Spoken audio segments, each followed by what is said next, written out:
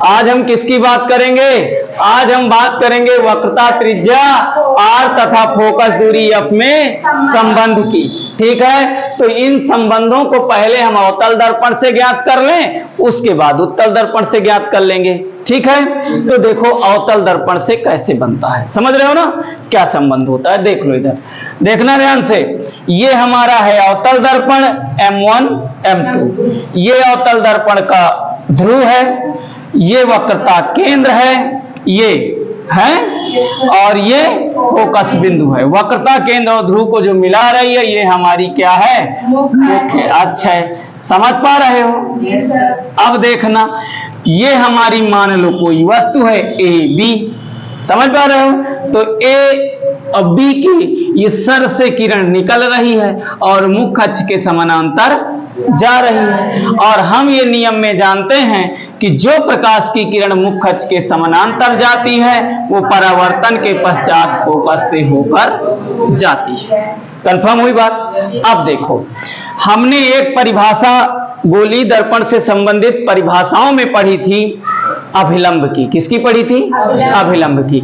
अभिलंब में हमने ये देखा था कि अभिलंब में जो दर्पण होता है, क्या होता है? जो दर्पण होता है, दर्पण के किसी बिंदु से अगर हम वक्रता केंद्र को मिला देते हैं तो वो बिंदु और वक्रता केंद्र को जो मिलाने वाली रेखा होती है वही अभिलंब कहलाती है। तो बेटा हम Q को अगर हम C से मिला दें तो ये इस तरह रेखा प्राप्त होगी कि नहीं प्राप्त होगी? बात समझ पा रहे हो? सबको दिखाई दे रही है ये रेखा? अब समझना, तो बेटा हमारी जो BQ रेखा बनी वो हमारी आपतित किरण हुई, समझ रहे हो? परावर्तन होने के पश्चात ये किरण ऐसे गई है, तो यह इसका मतलब कि QF जो है हमारी ये परावर्तित किरण है। कंफर्म हुई बात? अब देखो, और ये बीच में हमने जो QC या CQ मिलाया है ये हमारा क्या काम करेगा? अभिलंब का काम करेगा। तो हम परावर्तन के नियम में भी ये पढ़े हैं कि अभिलंब और आपतित किरण के बीच जो कोण बनता है वो क्या कहलाता है? आपतन कोण कहलाता है। तो इसका मतलब ये I है। समझ पा रहे हो? और परावर्तित किरण और अभिलंब के बीच जो कोण बनता है वो R होता है। इसका मतलब ये R है, परावर्तन कोण। समझ पा रहे हो? अब हमने परावर्तन के दूसरे नियम में ये पढ़ा है कि आपतन कोण और परावर्तन कोण आपस में बराबर होते हैं। बात समझ गए हो? कोई दिक्कत तो नहीं है? कंफर्म हुई बात? अब जरा ध्यान, यहां की बातें समझ गए हो कि नहीं समझ गए हो? ठीक है, तो ध्यान से सुनिए। वक्रता त्रिज्या तथा फोकस दूरी में संबंध बहुत इंपॉर्टेंट क्वेश्चन है, आप नजरें गड़ा के बिल्कुल देखते रहिएगा। ठीक है, पहले हम अवतल दर्पण द्वारा वक्रता त्रिज्या तथा फोकस दूरी में संबंध जानेंगे और उसके बाद उत्तल दर्पण द्वारा वक्रता त्रिज्या तथा फोकस दूरी में संबंध जानेंगे। ठीक है, अब अवतल दर्पण में देखो, ये हमारा अवतल दर्पण है। क्या है ये हमारा अवतल दर्पण है। आपको मान लेना है कि M1 M2 एक अवतल दर्पण है जिसका ध्रुव P है। ठीक है, वक्रता केंद्र C, फोकस बिंदु F है। ठीक है, इसकी फोकस दूरी माइनस का स्मॉल f और वक्रता त्रिज्या माइनस का कैपिटल R। समझ पा रहे हो बात? कोई दिक्कत? ये हमारी जो CP है ये मुख्य अक्ष है। मान लो यहां पर C और अनंत के बीच यानी वक्रता केंद्र और अनंत के बीच AB कोई वस्तु रखी है। AB से जो प्रकाश की किरण मुख्य अक्ष के समानांतर चलेगी वो परावर्तन के पश्चात फोकस से होकर जाती है। ये हम जानते हैं नियम से। ठीक है, फिर हम एक नियम और जानते हैं कि अगर दर्पण के किसी बिंदु से वक्रता केंद्र को मिला देते हैं तो वह रेखा इस बिंदु पर या उस बिंदु पर क्या होती है? अभिलंब होती है। तो ये जो QC है हमारी क्या है? अभिलंब। अब बात समझ आई?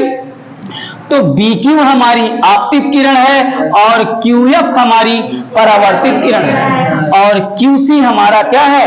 अभिलंब। बात समझ आई? तो चित्र पूरा समझ गए हो?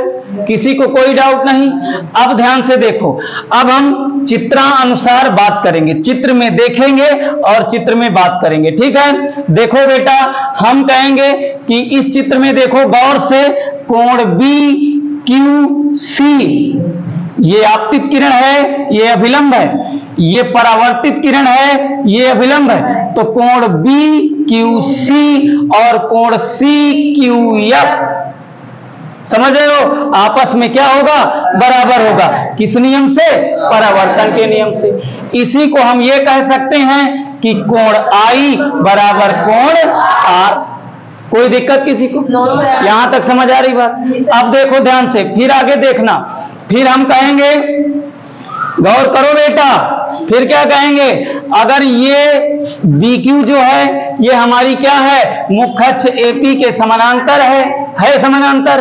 तो किन्हीं दो समानांतर रेखाओं को अगर कोई तिर्यक रेखा काटती है तो ये कोण और ये कोण आपस में बराबर होते हैं। कक्षा 9 में हमने जाना है कि एकांतर कोण आपस में क्या होते हैं, बराबर होते हैं। तो कोण आई यानी कि कोण BQC और कोण QCF आपस में क्या होंगे, बराबर होंगे, एकांतर कोण। समझ रहे हो, एकांतर कोण कौन है बेटा, कोण BQC बराबर कोण QCF। समझ रहे हो? अब देखना, इसी को हम लिख सकते हैं, या कोण ये BQC को I लिखते हैं हम, और QCF को हम कुछ माने नहीं है तो वही लिख देंगे, कोण QCF। समीकरण 2 हो गए। कोई दिक्कत? कंफर्म हुई? क्यों बेटा करण, हो गई बात कंफर्म? अब देखना ध्यान से, तो समीकरण 1 और 2 की जब हम तुलना करते हैं तो देखो समीकरण 1 में भी I के बराबर R है और समीकरण 2 में भी I के बराबर कोण QCF है। तो जब I के बराबर ये है और I के बराबर ये है तो ये और ये आपस में बराबर होंगे कि नहीं? समझ पा रहे हो कि नहीं? कंफर्म हुई बात? पक्का? अरे भाई, जैसे हमने मान लो हमारा ये 5 kg का क्या है, तौलने वाला बटखरा, अब तो इलेक्ट्रॉनिक कांटा हो गए हैं, है ना, लेकिन पहले क्या था, उस बटखरा से तौलते थे ना, वो होता था ना केजी वाला माप का। मान लो ये 1 kg है, 1 kg R है और 1 kg कोण QCF है।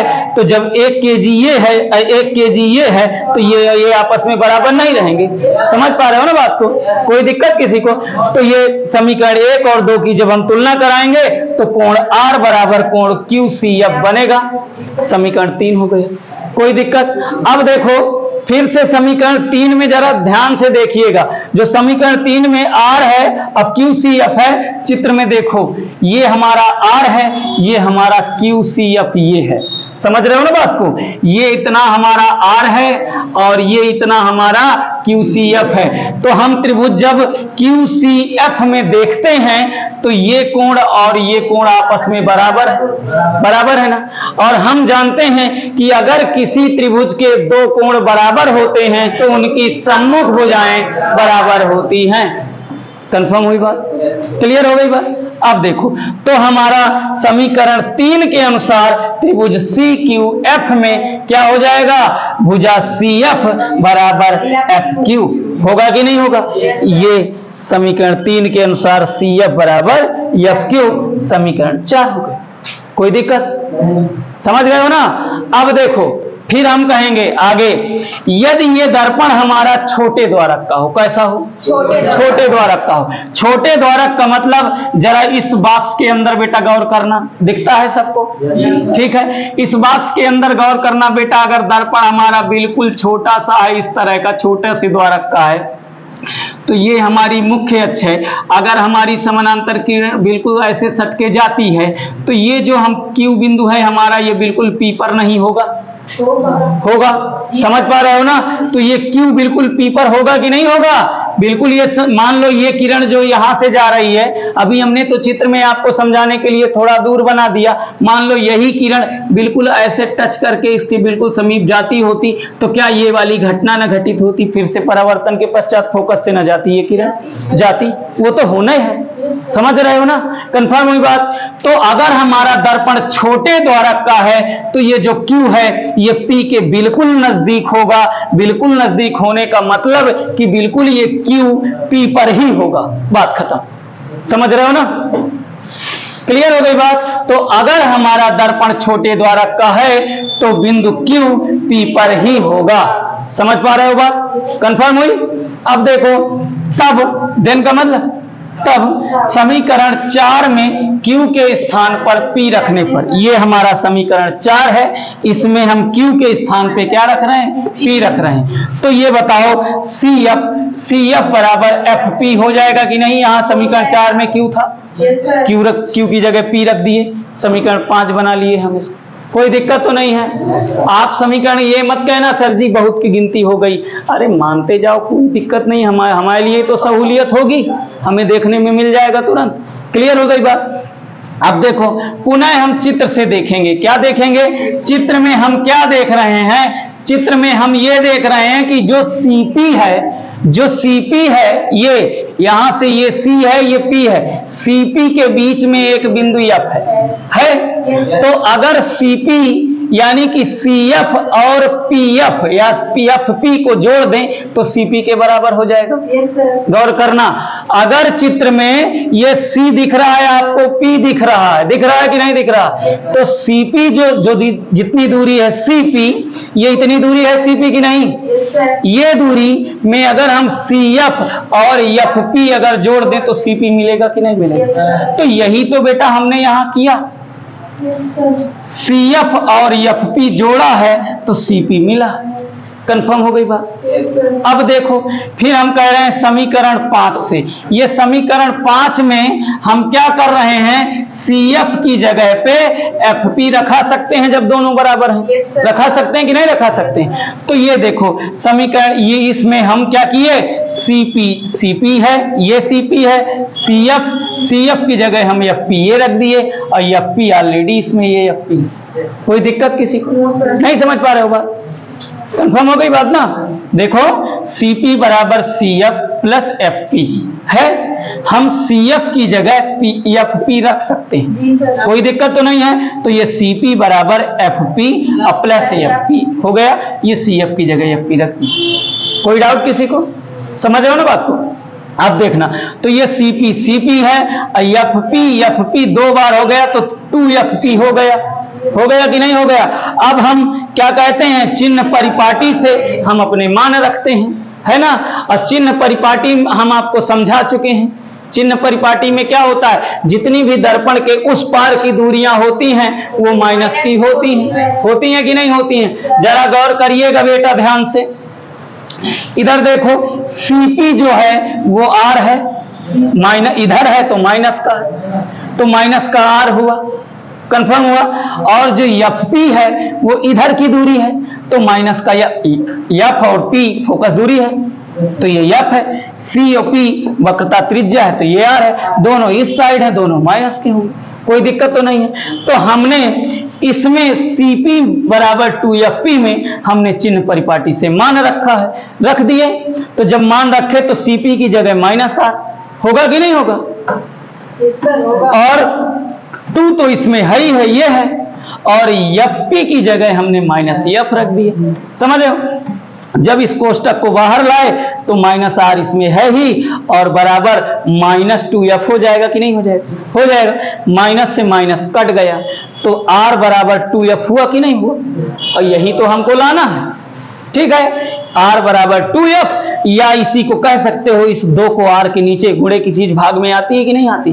तो 2 को R के नीचे ले आओ तो F बराबर R/2 हो जाएगा। कोई दिक्कत? अगर तुम्हें ज्यादा कुछ दिक्कत है तो थोड़ा सा यहां पर ऐसे भी लिख सकते हो कि चूंकि CP बराबर माइनस का R और FP बराबर माइनस का F। कोई दिक्कत? किसी बात समझ लो, जरूरी नहीं है कि मैंने ऐसे हेडिंग लिख दिया है कि वक्रता त्रिज्या R तथा फोकस दूरी F में संबंध, तो वहां पर आपके क्वेश्चन में ये आए कि वक्रता त्रिज्या R तथा फोकस दूरी में संबंध स्थापित कीजिए। जरूरी नहीं है ऐसा ही लिख के आए, वो ये भी कहेगा कि सिद्ध कीजिए। क्या कहेगा? सिद्ध कीजिए कि F बराबर R/2, या ये भी कह सकता है सिद्ध कीजिए कि R बराबर 2F।